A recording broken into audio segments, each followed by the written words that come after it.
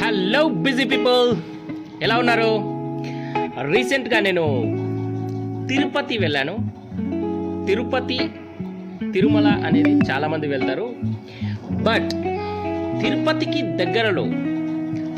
దగ్గరలో 13 కిలోమీటర్ల దూరంలో ఉన్న గుడిమల్లం అనే ఒక విలేజ్కి వెళ్ళాను. ఈ గుడిమల్లం గ్రామము మన తిరుపతి నుండి 13 కిలోమీటర్ల దూరంలో ఉంటుంది. ఏర్పేడి మండలం చిత్తూరు జిల్లాలో ఈ గుడిమల్లం అనే గ్రామం ఉంది.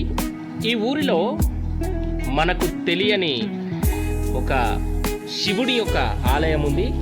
ఇదే పరశురామేశ్వర ఆలయం అని ఒక పురాతనమైన శివలింగం ఉంది ఇక్కడ. గుడిమల్లం అనే చిన్న గ్రామం అయినప్పటికీ భారతదేశంలోనే ఈ గుడిమల్లం అనే గ్రామం అతి చిన్నది, మారుమూల ప్రాంతంలో ఉంటుంది. కానీ ఇక్కడ భారతదేశంలోనే మొదటి శివాలయంగా ప్రసిద్ధి చెందిన పరశురామ అని యొక్క ఆలయం ఉంది. మేము ఇక్కడికి వెళ్ళాక ఎండలో వెళ్ళామండి, చాలా దాహం వేసింది. మావాడు అందుకే ఒక్క సోడా లాగించేశాడు. తర్వాత కాస్త ఫ్రీ అయ్యాక ఇంకా గుడి లోపలికి వెళ్ళామండి. ఈ గుడి లోపల ఇది మనకి భారతదేశంలో మొదటి శివాలయంగా బాగా ప్రసిద్ధి చెందింది. ఇది మహాశివుడికి అంకితం చేయబడ్డ శాతవాహన కాలం నాటి పురాతన హిందూ దేవాలయం. ఇది శాతవాహన కాలంలో ఆంధ్ర శాతవాహనులు ఉన్నారు కదండి, వాళ్ళ కాలంలో అప్పటి నుంచి ఈ ఆలయం ఉందని చెప్పేసి ఒక ప్రతీక. ఇది క్రీస్తు శకం 1 లేదా 2వ శతాబ్దంలో ఈ ఆలయాన్ని నిర్మించినట్టుగా మనకు చరిత్ర పుటల్లో ఉంది. ఈ ఆలయము యొక్క ప్రతిష్టత అనొచ్చు లేదా విశేషం అనొచ్చు. ఈ ఆలయంలో శివలింగము మనకి పురుషుని యొక్క లింగ ఆకారంలో ఉంటుందండి.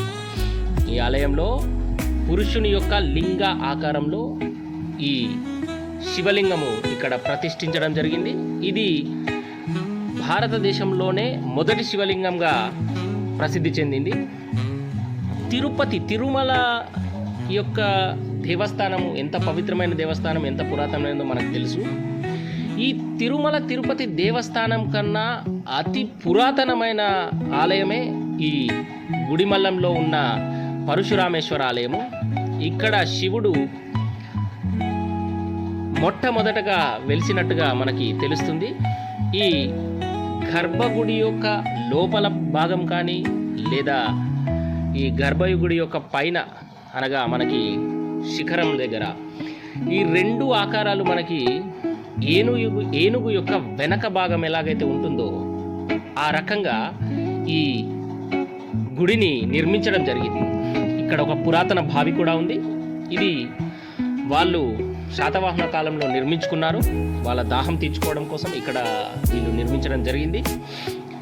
ఇక్కడ మనకి ఈ పురాతన యొక్క టెంపుల్ చాలా తక్కువ మందికి తెలుసండి. మీరు ఈసారి తిరుపతికి ప్లాన్ వేసుకుంటే ఎక్కువ మంది శ్రీకాళహస్తి, అలాగే పాపనాశనం, అలాగే అలాంటి దగ్గరలో ఉన్న టెంపుల్స్కి అన్నిటికీ వెళ్తుంటారు. ఈసారి మాత్రం మీరు ఈ యొక్క క్షేత్రానికి ప్లాన్ చేసుకోండి, చాలా బాగుంటుంది. నేనైతే చాలా ఎంజాయ్ చేశాను. ఎందుకంటే ఒక పురాతన ఈ యొక్క దేవస్థానము, ఒక ఆలయాన్ని మనం చూస్తే ఎంత ఆనందం కలుగుతుందో నాకు తెలుసు. సో ఆ ఆనందాన్ని మీరు కూడా పొందాలని నేను కోరుకుంటున్నాను.